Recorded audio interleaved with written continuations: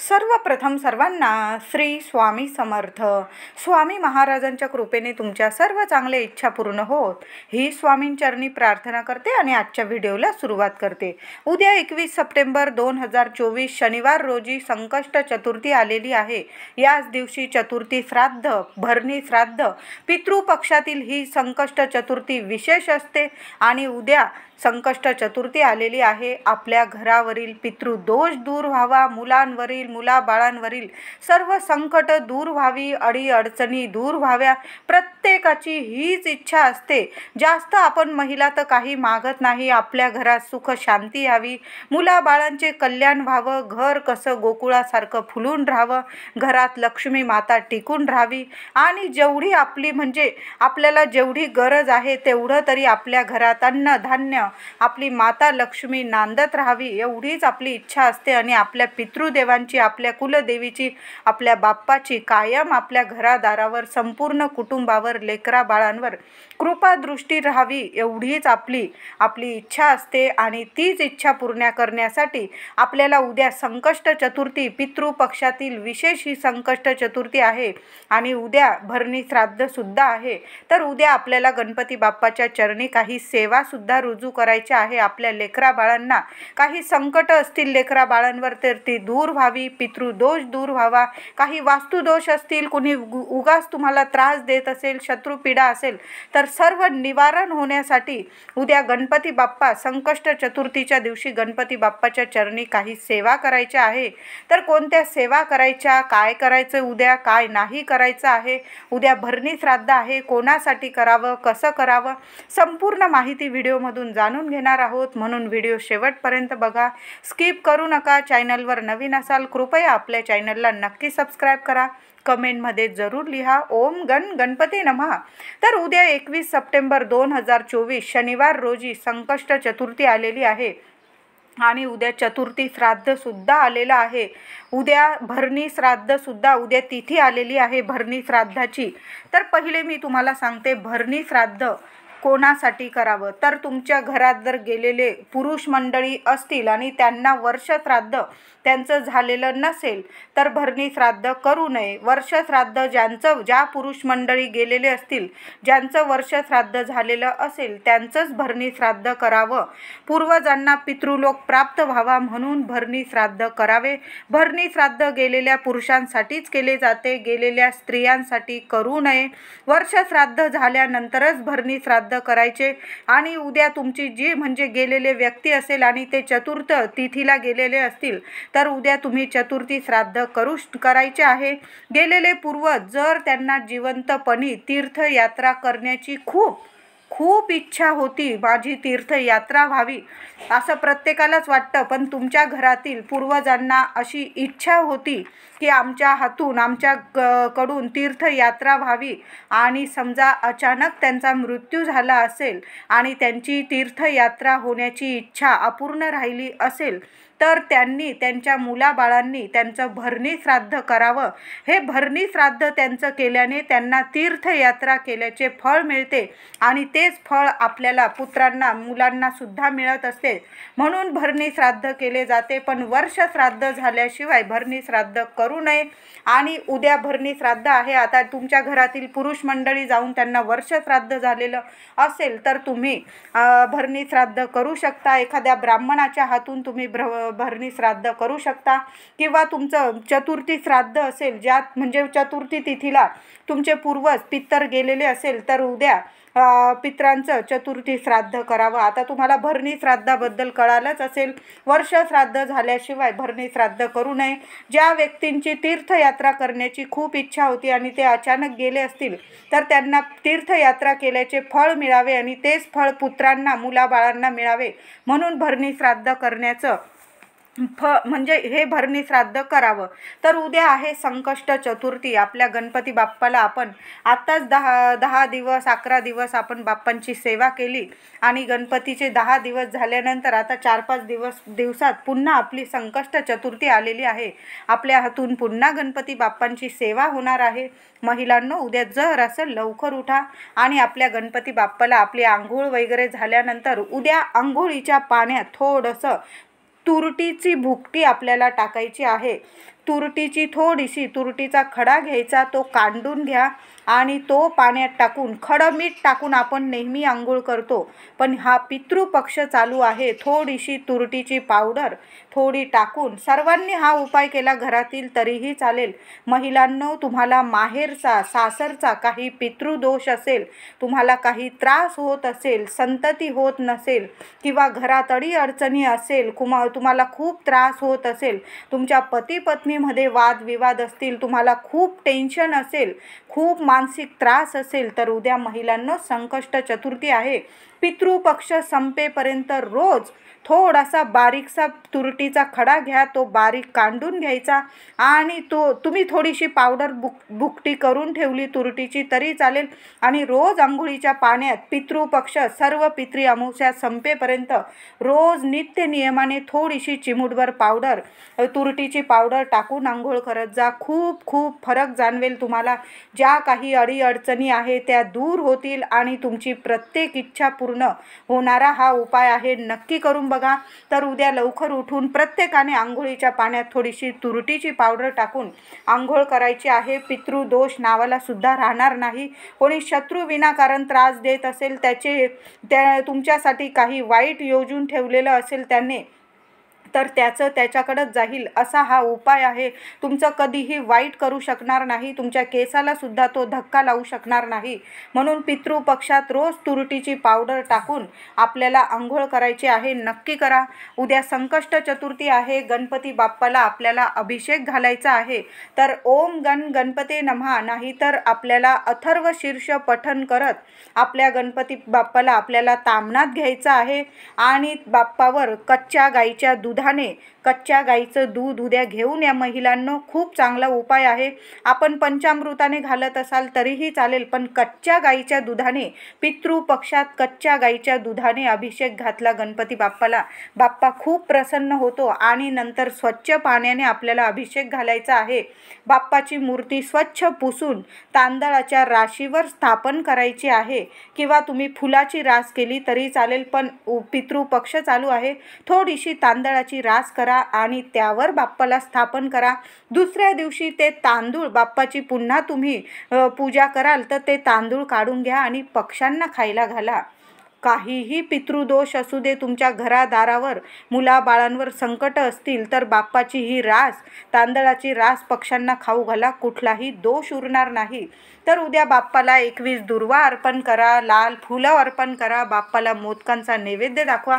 आता आपण गणपती बाप्पाला विसर्जन केलं, आपल्या घरात नारळ असतील, बाप्पाजवळ आपण गूळ खोबरं ठेवतो, ते उरलेलं असेल तुमच्या घरात, तर त्याचे उद्या थोडेसे मोदक तुम्ही 11 किंवा 21 मोदकांचा नैवेद्य उद्या बाप्पाला संध्याकाळी दाखवला तरीही चालेल. मंदिरात गेला तरी पण बाप्पाला 21 दुर्वांची जुडी स्वतःच्या हाताने बनवून घेऊन जा. आणि दुर्वांची जुडी कधी पण सुवासीन महिलांनी कधी पण अशीच वाहू नका. बाप्पाच्या दुर्वांच्या जुडीला हळदी कुंकू लावायचं, स्वतःच्या कपाळी लावायचं, बाप्पाच्या चरणी ती दुर्वांची जुडी अर्पण करायची किंवा डोक्यावर, बाप्पांच्या डोक्यावर अर्पण केली तरीही चालेल. इच्छा बोलून कधी पण 21 दुर्वांची जुडी अशीच अर्पण करू नका. हातात घ्यायची, उजव्या हातात त्याला हळदी कुंकू लावायचं आणि बाप्पाच्या चरणी आपली जी मनातील इच्छा असेल, मुलाबाळांविषयी असू दे, पतीविषयी, स्वतःविषयी, घरादाराविषयी जी काही इच्छा असेल ती इच्छा बोलून आपल्याला ती दुर्वांची जुडी अर्पण करायची आहे. ज्यांच्या लग्न कार्यात काही अडीअडचणी येत असेल, उद्या त्या मुलामुलींनी बाप्पांना हाताने दुर्वांची जुडी बनवायची आणि त्याला फक्त हळद लावायची आणि ती दुर्वांची जुडी अर्पण करायची आहे. मुलामुलींनी अर्पण करताना फक्त हळद लावा. आई वडील जेव्हा जुडी वाहतील मुलांचे लग्नाविषयी काही इच्छा बोलून, तर हळदी कुंकू लावूनच दुर्वांची जुडी अर्पण करायची आहे. अशा पद्धतीने उद्या गणपती बाप्पाची सेवा करायची आहे. उद्या किमान 11 वेळा तरी गणपती बाप्पासमोर तुपाचा दिवा लावायचा, अगरबत्ती लावायचा, धूप दीप लावून आसन घेऊन शांत चित्ताने उद्या बसायचं. महिला असू दे, महिलांना काही प्रॉब्लेम असेल, माझ्या पुरुष दादांनी जरी हा उपाय केला तरीही चालेल. 11 वेळा तरी अथर्व शीर्ष उद्या पठण करायचं आहे. कितीही पितृदोष असला तुमच्या घराण्याला, कुटुंबाला, तरीही दोष नाहीसा होईल. त्याचबरोबर आपल्या पितृदेवांची सुद्धा सेवा करायची आहे. उद्या चतुर्थी श्राद्ध आहे, भरणी श्राद्ध आहे. तुम्ही जसं दरवर्षी श्राद्ध करतात तशाच पद्धतीने जेवू खाऊ घालून आपल्या पितरांना तृप्त करायचं आहे. उद्या कावळ्याला घास, ह्या पितृपक्षात दररोज आपल्या कावळ्याला घराबाहेर थोडासा का होईना तुम्ही जे जेवण करत असाल, वरण भात भाजी पोळी, त्या जेवणाबरोबर थोडासा दही भात साखर याचा नैवेद्य कावळ्याला ठेवत जा. पण तो दाराबाहेर ठेवायचा. पितरांना कधी पण जो काही घास ठेवाल तुम्ही दाराबाहेर ठेवायचा आहे. आपण गॅलरीत वगैरे ठेवतो, पण ते आपण थोडंसं अन्न आपल्या दाराबाहेर नेऊन ठेवलं तर खूप फरक जाणवतो. पितृदेवता नेहमी प्रसन्न राहतात.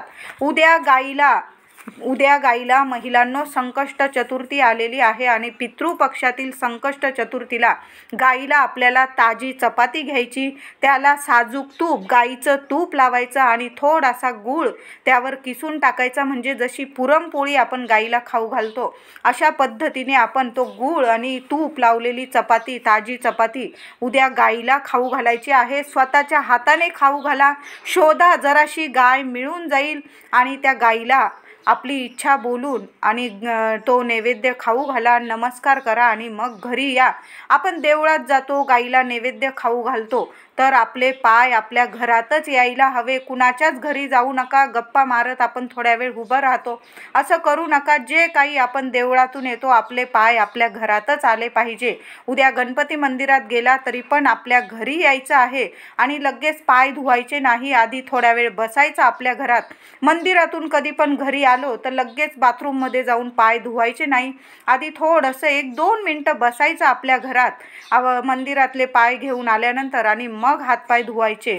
तर उद्या गाईला नैवेद्य खाऊ घालायचा आहे. तसंच शनिवार आलेला आहे आणि संकष्ट चतुर्थी, तर कुत्र्याला एक ताजी चपाती छोटी जरी बनवली तरीही चालेल आणि त्याला त्या तिळाचं तेल किंवा राईचं तेल थोडंसं 2 थेंब तेल जरी लावलं आणि ती चपाती कुत्र्याला खाऊ घाला. काळा कुत्रा भेटू दे, चॉकलेटी कलरचा, ब्राऊन कलरचा, पांढऱ्या कलरचा, जो कुत्रा तुमच्या घरात जवळ असेल, अगदी गल्ली बोळातला कुत्रा असला त्याला सुद्धा ती चपाती खाऊ घालायची आहे. थोडंसं तेल लावून खाऊ घालायची आहे. तुमची 7:30 चालू असेल, पितृदोष असेल, तर उद्या ही चपाती जर तुम्ही कुत्र्याला खाऊ घातली खूप खूप फरक जाणवेल. तुमच्या आयुष्यात ज्या काही अडीअडचणी असतील त्या नक्कीच 100% दूर होतील. तर उद्या कुत्र्याला सुद्धा चपाती खाऊ घालायची आहे. कावळ्याला अन्न खाऊ घाला. एखादा गरीब व्यक्ती भेटला त्याला सुद्धा काहीतरी खायला घालायचं. पैसे देणं चुकीचं आहे. तो पैशाचा, आपल्या पैशांचा जर वाईट उपयोग केला तर त्याचं आपल्यालाच जास्त वाईट फळ भोगावं लागतं. म्हणून कधी पण पैसे देऊ नका. तुम्हाला जे अन्न वगैरे त्याला काहीतरी छत्री, चप्पल, कपडे असं दान केलं तरी चालेल. पैसे कधीच दान करू नका. मी तर म्हणेल पैसे नको. आपण आपले पैसे चांगल्या हितासाठी देतो आणि त्याने जर वाईट काही दारू बिरू पिली तर आपल्यालाच ते वाईट फळं भोगावे लागतात.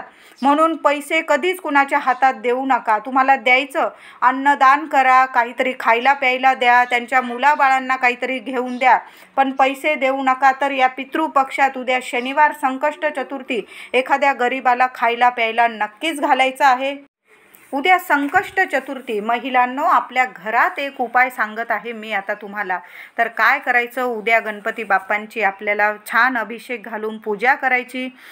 तांदळाच्या राशीवर आसन देऊन बाप्पाला स्थापन करायचं आहे आणि गणपती बाप्पाला सकाळी किंवा संध्याकाळी केव्हाही हा उपाय केला आईने तरीही चालेल. तर काय करायचं, मूठभर हिरवे मूग घ्यायचे आहे. बाप्पाजवळ एखादी वाटी लहानशी ठेवून घ्यायची. 21 दुर्वा अर्पण करा. बाप्पाला लाल फूल अर्पण करा.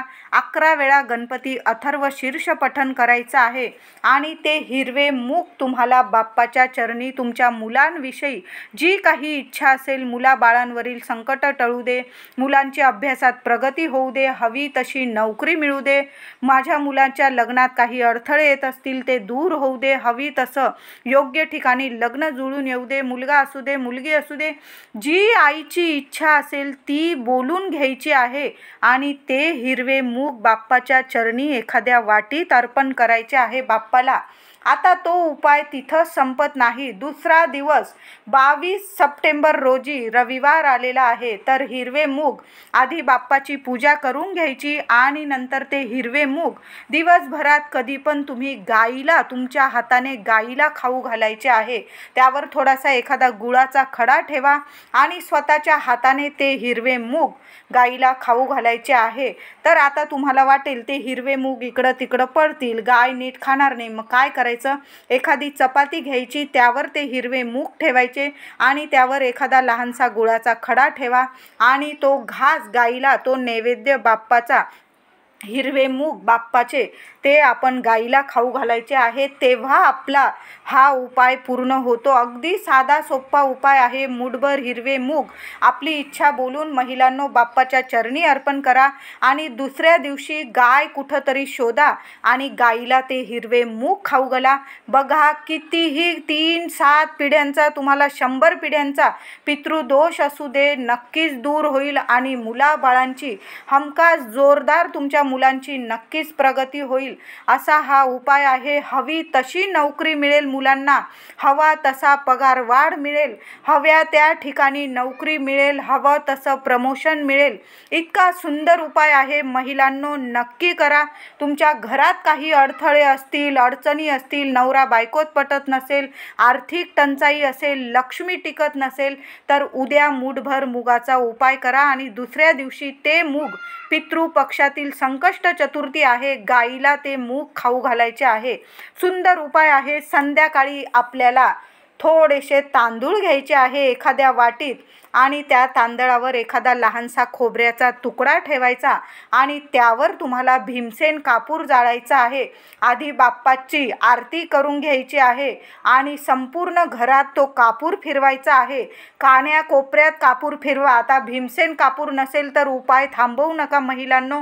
जो तुम्ही कापूर जाळत असाल बाप्पाची आरती करायला तो जरी घेतला, पण तांदळावर थोडासा खोबऱ्याचा तुकडा ठेवायचा। तांदळावर पितृपक्षात जर तुम्ही कापूर जाळला, कुठलाच पितृदोष तुमच्या घरात नावाला सुद्धा उरणार नाही। जी काही शत्रुपीडा असेल तर शत्रुपीडा सुद्धा गुडघे टेकून देईल। इतका छान उपाय आहे। कितीही तुमचं वाईट कोणी योजू दे, कोणी काहीही तुमच्याबद्दल वाईट करू दे, बाधा करू दे, नजर लावू दे तुमच्या घराला, कसलीच नजर तुमच्या घराला लागणार नाही।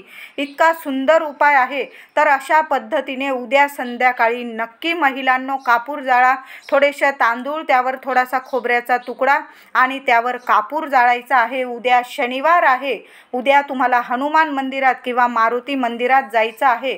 एक दिवा घेऊन जा, त्यात तिळाचं किंवा आपल्याला मोहरीचं तेल टाकायचं आहे आणि त्यात चिमूटभर काळे तीळ टाका।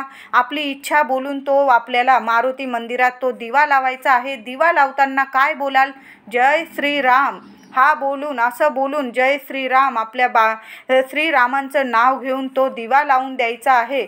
खूप सुंदर उपाय आहे। तसंच उद्या शनिवार आलेला आहे। पिंपळाच्या झाडाखाली सुद्धा आपण जसा हनुमान मंदिरात दिवा लावणार आहोत, तिळाच्या तेलाचा किंवा मोहरीच्या तेलाचा आणि थोडीशी काळी तीळ टाकून दुहेरी वातीचा एकमुखी दिवा आपल्याला पिंपळाच्या झाडाखाली सुद्धा लावायचा आहे। उद्या पुरुष मंडळी असू दे, महिला असू दे, पिंपळाला स्पर्श करूनच घरी या। 11 प्रदक्षिणा मारा तुम्ही। ओम पितृदेवताय नमः किंवा आपल्या ओम नमो नारायणाय नमः, ओम नमो भगवते वासुदेवाय नमः। तुम्हाला जो मंत्र जपायचा आहे भगवान विष्णूंचा, तो मंत्र जपून 11 प्रदक्षिणा घालून आणि तिथं थोडीशी काळी तीळ टाकून एक दिवा आपल्याला लावून यायचा आहे। पितृदेवांना शांतता मिळू दे, घरावरील पितृदोष दूर होऊ दे, अडीअडचणी दूर होऊ दे आणि माझ्या घरात अखंड लक्ष्मी नांदू दे, असं बोलून पिंपळाला 11 प्रदक्षिणा मारा, स्पर्श करा आणि मग घरी यायचं आहे। एक दिवा लावून काळी तीळ टाका थोडीशी चिमूटभर आणि पिंपळाखाली एक दिवा लावायचा आहे। महिलांनो पितृपक्ष सुरू आहे, माठाजवळ दक्षिण दिशेकडे तोंड करून एक दिवा रोज लावत जा. थोडीशी काळी तीळ टाका आणि दिवा रोज लावत जा. तुम्ही तो दिवा रोज धुवून घेतला तरीही चालेल, तोच दिवा रोज वापरला तरीही चालेल. असं काही नाही की रोज दिवा बदलायला पाहिजे. एखादी मातीची पंती घ्या आणि रोज दिवा लावत जा. तुम्ही तिळाचं तेल टाका, मोहरीचं टाका, पण थोडीशी चिमूटभर काळी तीळ टाकून तो दिवा माठाजवळ लावत जा. माठाजवळ जर दिवा लावला तुम्ही घरात, तर घराला लागलेला 3 पिढ्यांचा सुद्धा पितृदोष लगेच दूर होतो. क्षणात तुम्हाला चांगले अनुभव यायला लागतात. घरात संतान प्राप्ती होत नसेल, लग्न कार्यात अडथळे येत असतील, तुमच्या घरात लक्ष्मी टिकत नसेल, विनाकारण खर्च होत असेल, आजारपण असेल, तर माठाजवळ पितृपक्ष संपेपर्यंत माठाजवळ रोज दिवा लावायचा आहे. खूप चांगला अनुभव येईल. आणि या प्रत्येक दिव्यामध्ये, उद्या शनिवार आहे, हनुमान मंदिरात दिवा लावाल, पिंपळाखाली दिवा लावाल, माठाजवळ दिवा लावाल, तर प्रत्येक दिव्यामध्ये चिमूटभर काळी तीळ टाका. काळी तीळ अशी आहे आपल्या पूर्वजांसाठी, आपण जे श्राद्ध विधी करतो त्यात खूप उपयोगी पडते. तर ही काळी तीळ टाका. काळी तीळ प्रत्येक देवी देवतांना सुद्धा प्रसन्न करत असते. उद्या झालंच तर महादेव मंदिरात जाऊन सुद्धा तुम्ही महादेवांसमोर सुद्धा काळी तीळ टाकून असाच एक दिवा लावा. तर झाली तेवढी सेवा मी स्वामींच्या चरणी रुजू करते. व्हिडिओ आवडला असेल तर लाईक करा, शेअर करा, चॅनलला कृपया सबस्क्राईब करा. धन्यवाद.